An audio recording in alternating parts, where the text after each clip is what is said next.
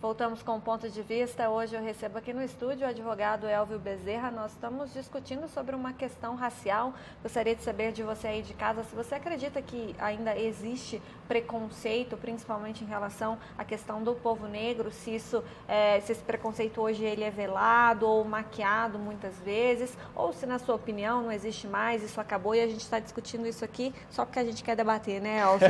Enfim, gostaria de saber a sua opinião, mas se você acredita realmente que não existe, claro que nós estamos abertos para ouvir a sua opinião e entender o que você está dizendo e o porquê você tem esse ponto de vista. Tenha certeza que a opinião aqui de todos sempre é muito importante, a favor ou contra, e a gente quer entender, claro, né, Elvio, o que as pessoas pensam. Natália, a gente acompanha aí, né? Ele é um negro de alma branca, né? Aquele absurdo. E assim vai por várias outras frases de impacto negativo que nos traz para reflexão, para ver aí na questão histórica e nessa questão social. A questão de cotas mesmo, né? Se discute muito a questão de cotas em detrimento da questão da meritocracia. Enquanto a gente tem no nosso país uma desigualdade social grande, uma luta diária de todas as classes para que tenha uma educação de qualidade, as políticas públicas todas implantadas em 100% na sua eficácia e efetividade, não há como a gente falar em meritocracia. Até porque a gente sabe dos absurdos que muitos conseguem chegar a determinados cargos através do QI. A meritocracia, né? A meritocracia do QI. Estou cansada de falar a respeito sobre esse assunto, Elvio, porque enquanto se houver igualdade de oportunidades para todos, a gente não precisa de cota nenhuma, porque todos terão a possibilidade de acessibilidade a práticas culturais, esportivas, educacionais. Ok, a gente acaba com as cotas. Inclusive saiu uma reportagem muito interessante, se não me engano, agora não vou lembrar se é na Exame ou na Época, eu trouxe aqui em uma outra oportunidade mostrando o quanto as cotas deram certo e que muitas vezes não. Em todos os casos, os alunos cotistas têm melhores notas de todas as universidades. Então, que bacana que deu certo, que bacana que tem um projeto que possibilitou, né, que esses meninos e meninas entrassem na faculdade e talvez eles não tivessem, não por falta de capacidade, mas é que muitas vezes tem que trabalhar, enfim, tem várias questões que a gente poderia citar aqui, mas as cotas deram certo por isso, porque possibilitou a entrada. E isso não quer dizer que ele é mais capaz ou menos capaz que o outro, mas que sim, precisava dessa possibilidade. Outra questão que você também colocou é o princípio da igualdade. Então, aí a defesa sempre, todos são iguais perante a lei. Sim, todos são iguais perante a lei, mas a lei ela olha no seguinte caráter, e são desiguais também na medida da sua desigualdade. Então, enquanto há impregnado todo o preconceito, todo o racismo, toda a dificuldade de acesso a várias oportunidades, então não tem como a gente deixar de ver o princípio da igualdade sem pensar nas desigualdades. É exatamente isso. Quando todos, né, tiverem a oportunidade de ter acesso a tudo isso, quando a escola pública for tão, não diria boa, porque eu acredito também que existem tantas escolas particulares que só formam pessoas para prestar vestibular e não trabalha a questão, né, do ser humano vivendo dentro da sociedade, mas isso é um assunto para um outro programa.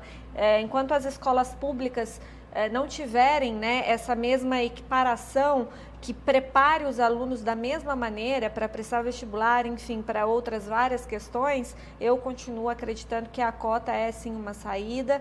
Então, enquanto a gente não tiver uma educação de qualidade para todos, independente da escola particular ou pública, infelizmente, né, ou felizmente, essa foi uma maneira encontrada para tentar possibilitar a entrada desses jovens na universidade. Elvio, eu vou chamar uma matéria, né, a reunião da Câmara de ontem tem tudo a ver com o nosso tema debatido aqui hoje, um assunto muito grave e muito sério, é o que você vai ver. Se na semana passada o alvo na Câmara foi o vereador Paulo Tadeu da Arcádia, do PT, pelo seu pedido via redes sociais para os manifestantes contra o governo Dilma não comerem grama, na reunião de ontem o que chamou a atenção foi esta página no Facebook para criticar a postura de Paulo. O problema é que colocaram a foto de um negro comendo grama. O Conselho Municipal de Igualdade Racial e Étnica, Compiré, não gostou do fato. Isso foi a indignação total, né? principalmente da minha entidade, por fazer parte, ser presidente do Conselho Municipal da Igualdade Racial. Então foi um choque para a gente, porque a gente não está nesse meio, sabe? A gente não tem representação em qual partido. Então a gente estava neutra, até então. Maria Augusta ficou mais indignada quando viu o nome de 2 vereadores na página, do Marcos Tadeu Sala Sansão e Jonei Leandro Eiras, ambos do PSDB. Desiludida, desgostosa, porque que seja o povão, não tenho direito, mas 2 parlamentares é meio difícil, né? Vamos ver. Marcos Sansão disse que ele nem sabia que tinha sido convidado para participar da página. Para ele, estão utilizando este assunto para fazer política. Fizeram essa página e me adicionaram. Eu fui saber que eu estava adicionado a esse grupo ontem e parece que postaram nesse grupo uma pessoa negra comendo grama. E agora eu estou sendo denunciado como racista. Então, eu e o vereador Jonei somos racistas. Eu não posso, eu acho que sou a última pessoa que poderia ser chamado de racista aqui, porque eu sou o único afrodescendente da Câmara. Minha mãe é negra, meus avós são negros, então eu como afrodescendente eu sou o único que não poderia ser chamado. Dos pedidos de informação dos vereadores, tivemos alguns destaques. Flávio Faria e Paulo Eustáquio querem saber como está a situação do conjunto habitacional Morada do Sol, que segundo Paulo não deve sair do papel nesta administração. São promessas até então, né, do Executivo, até fizemos várias reuniões, né? E esse conjunto está se arrastando. E me parece que nem vai sair do papel e vai ficar no sonho das pessoas que esperam, né, ser contemplada com a casa própria. Já Joaquim está preocupado com alguns galpões em postos que estão abarrotados de carros apreendidos e os donos destes locais não podem se desfazer destes veículos. As pessoas não podem ficar tomando prejuízo com isso, eles não podem vender, não podem retirar a peça porque está tudo...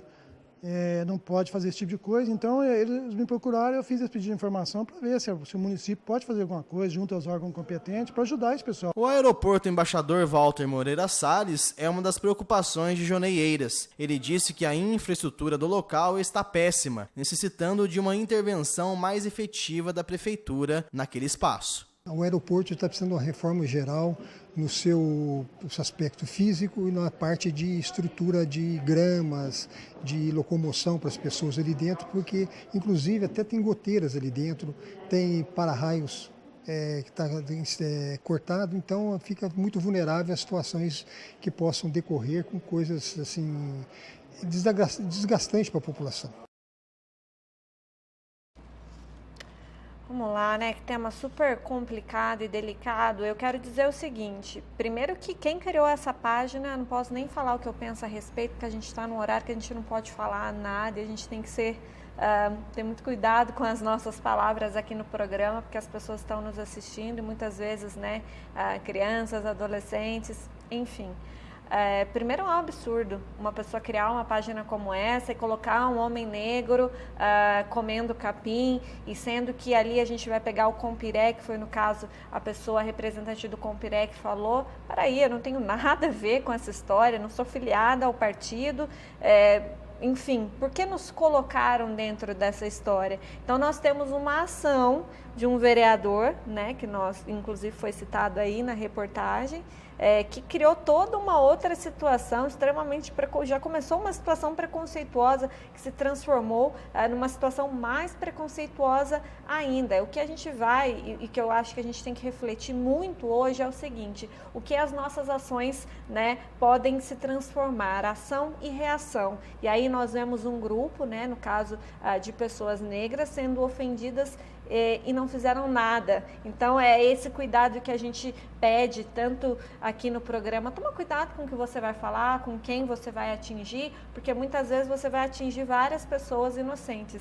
Não concordo que os vereadores sejam preconceituosos, esses 2 vereadores que foram citados na reportagem, até porque é possível você adicionar pessoas em grupos e ela nem aceitar. Tem vários grupos que eu estou adicionada aqui e ninguém pediu minha autorização. É possível você adicionar pessoas em grupos.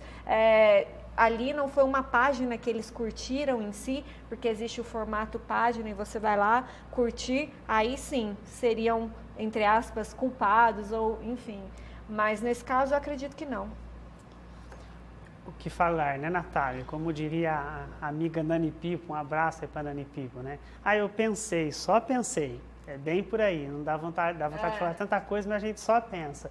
Mas assim, como você disse, foi uma responsabilidade já comentada na semana passada do vereador na questão do que ele falou na rede social.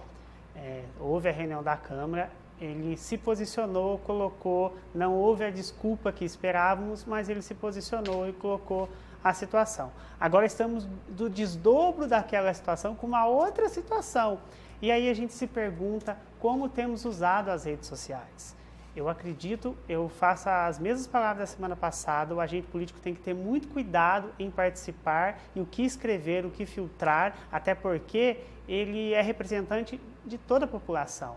E, por outro lado, eu também não concordo que os dois sejam preconceituosos e também que página, que lastimável saber ainda que tem gente se colocando e fazendo umas palhaçadas dessas.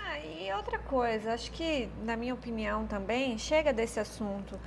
Acredito que sim, ele ofendeu muitas pessoas, eu não fui nas manifestações, enfim, mas me sinto ofendida enquanto cidadã de Poços de Caldas. Já disse, não iria em nenhuma das manifestações, nem na de domingo, nem na de sexta passada, que não aconteceu aqui em Poços, mas aconteceu em outros pontos do país, não iria em nenhuma dessas manifestações. Mas será que a gente vai continuar respondendo dessa forma? Então, o vereador, no início, a justificativa dele é que ele fez essa postagem porque ele foi atacado. Ok, agora nós atacamos o vereador e atacamos outras pessoas, e onde nós vamos parar com isso? Falei isso aqui no programa, a máxima de gentileza gera gentileza, acabou, né? Eu acredito que esse assunto também já merece um ponto final, já teve os desdobramentos, não um ponto final no sentido de ele estar correto, ok, até porque ele nem... porque vai ter as apurações cabíveis aí, dos dois lados. Sim, nós teremos as apurações cabíveis dos dois lados, deixa para a justiça. Agora ficar disseminando ódio, enfim, criando páginas tão preconceituosas como essa, não vai levar ninguém a nada e a gente não vai resolver o problema também. O vereador não vai se retratar, enfim, os outros vereadores que surgiram nessa história também, não que eles não têm culpa nessa história, enfim, olha que situação que a gente chega. Então vamos tomar cuidado com as nossas atitudes e parar, né, de responder muitas vezes atitudes ríspidas com atitudes mais ríspidas ainda. O nosso querido amigo William de Oliveira, jornalista, ele foi o meu primeiro patrão no jornalismo, e ele falava o seguinte: entre ter razão, né, e ter tranquilidade, ser feliz, né, eu prefiro ser feliz. Muitas vezes a gente tem razão, fica brigando, e isso aí acaba transformando assim numa questão sem fim. Às vezes a gente tem que parar e pensar, o que vale realmente a pena brigar? Será que é preferível ter razão ou, né, ficar tranquilo, ter a consciência limpa de que eu não fiz nada? Eu estou preferindo essa segunda opção ultimamente. Eu vou então parafrasear o William de Oliveira e responder para os nossos agentes políticos: é preciso ver a cidade como quem se enxerga no espelho. É isso aí, vamos para as nossas participações. Nosso querido William de Oliveira sendo super citado, um abração para ele. Todo mundo sabe o quanto eu o admiro. Vamos lá, na opinião do Pedro da Gruta de Botelhos, Pedro da Gruta de Botelhos, ele assiste fielmente todos os dias, então um abração ao nosso super telespectador Pedro da Gruta de Botelhos. Ele diz o seguinte: todos somos iguais, da mesma carne, o que muda é o jeito de viver, e um abraço a todos. Obrigada, Pedro, um grande abraço para você também. Endosso aí as palavras do Pedro e concordo plenamente. O Guilherme, do bairro Aparecida, inclusive conheci o Guilherme, ele sempre participa com a gente, hoje ele esteve aqui na TV Poços, e ele falou: eu sou o Guilherme que sempre participa do programa, então um abração para o Guilherme. Ele diz o seguinte: não podemos admitir racismo em pleno século XXI, na minha opinião deveria existir leis mais severas. Desejo uma ótima quarta-feira a todos. Uma ótima quarta-feira para você também, Guilherme Elvio. Na verdade, temos leis severas, as nossas leis não são brandas na questão aí do racismo e do preconceito. O que nós precisamos mesmo é de tolerância, humanidade e construir questões propositivas e preventivas. Vamos lá para as outras participações, concordo com você. Bernardo disse sim, existe preconceito. Quando procuram contratar uma pessoa de boa aparência, quer dizer o quê? Dizemos que não temos preconceito, mas em geral não casamos ou aceitamos o casamento de nossos filhos com pessoas de certa raça. Tá aí o protesto é válido, infelizmente, da forma velada, como mencionamos, isso acontece, infelizmente. Patrícia disse, infelizmente existe e muito preconceito nas raças, classe econômica, gênero, aparência, e o pior é que o racismo no Brasil ainda é velado. Foi aquilo que citamos, Elvio. Sim, eu concordo. Vamos ver as outras participações, mas eu concordo plenamente. Juliano disse, na minha opinião, existe sim. Eu já saí com mulheres que falaram abertamente para mim que odeiam negros. E eu não sou negro, sou branco. Por isso, elas abriram o jogo comigo. Que absurdo, né? Você sabe que uma vez eu estava acompanhando uma filha de uma amiga estudando e falando da raça negra, da raça branca. Ela virou para mim e falou assim, mas por que tanta divisão? A raça não é humana? Eu acho que as palavras dessa criança fecham o nosso assunto. Vamos lá para a participação do Paulo. Acho que não existem países racistas, mas sim pessoas racistas ou preconceituosas. No Brasil, eu diria que o preconceito maior não é o de raça, mas sim aquele que envolve a posição socioeconômica. Não me consta que alguma vez tenha sido registrado algum tipo de discriminação com relação ao Pelé e a outros ídolos da música, do esporte, etc. Mas se a pessoa for pobre, certamente ocorrerá o risco de ser discriminada, mesmo porque o Brasil, graças a Deus, é um país multirracial e por este motivo não teria cabimento existir aqui qualquer tipo de preconceito contra a raça. Mas é claro que pessoas desequilibradas mentalmente existem em todo lugar. O que você pensa a respeito? Eu achei interessante a participação dele, mas eu não concordo porque, a exemplo que aconteceu recentemente, a gente sabe que não é questão de classe social, é questão racial. Exemplo da Thais Araújo e da Maju. Em alguns casos pode ser que a questão financeira, enfim, também influencie ainda mais para fortalecer o preconceito, mas também acredito que não é só isso, né, como ele disse. A participação da Camila para finalizar, olha, muitas pessoas ainda têm dentro de si a discriminação, só que muitos não revelam, nem muito menos respondem a uma pergunta como esta, mas existe sim, e muito e com certeza. Veja, por exemplo, as classes sociais. Eu nunca tinha pensado por esse lado da Camila. Muitas pessoas pode ser que não participem do programa com uma enquete como essa, por quê? Vou revelar que sou racista? Vou revelar que tenho preconceito? Interessante, vale a reflexão. Uma coisa para se refletir, né? Ir para dentro de si e analisar aí o nosso pensamento, as nossas atitudes. Tanto é que quando a gente traz esse tema, são poucas as participações. Gostei de pensar por esse lado da Camila, muito obrigada. Elvio, muito obrigada pela sua participação no programa, mais uma vez sempre contribuindo muito com a gente aqui. Natália, os assuntos são delicados, mas é de suma importância abordá-los, como você mesmo colocou, né? Eu que agradeço mais uma vez a participação e agradeço você que participou tão brilhantemente para fazer mais uma vez o ponto de vista. Muito obrigada, você aí de casa, né, que deu a sua opinião, aqueles que não deram também, mas que nos acompanharam, muito obrigada também. Amanhã eu recebo aqui no programa a Jéssica Leite, nós vamos falar sobre, enfim, né, vamos conseguir falar a respeito desse assunto, sobre a questão da dependência química, se é uma doença ou não. Você já pode ir formulando o seu pensamento a respeito desse assunto e começar a participar com a gente e já pensar, né, em qual vai ser a resposta da sua enquete. Muito obrigada mais uma vez, não se esqueça, aqui a sua opinião é tão importante quanto a notícia. Eu vou ficando por aqui, mais tarde às 4 horas da tarde, nós temos mais uma edição do Carol Online, não perca!